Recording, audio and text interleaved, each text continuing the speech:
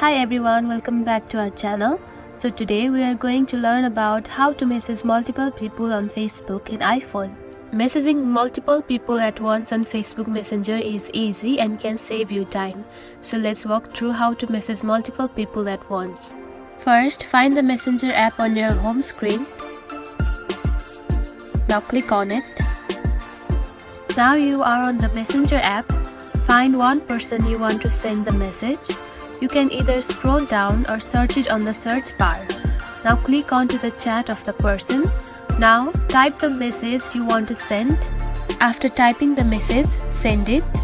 Now simply keep on clicking the message for a few seconds. Now you can see the more options selected. Here you can see the forward button. Click on it. Finally, you can forward the same message to multiple people. Now, select the people by scrolling or finding it on the search bar. Tap on to send to forward the message to multiple people at once. Now you have sent the same message to multiple people at once.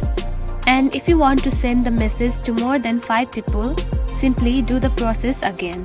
So, this is how you send the message to multiple people at once on Facebook. If you found this video helpful, don't forget to like and subscribe for more tips. Thanks for watching.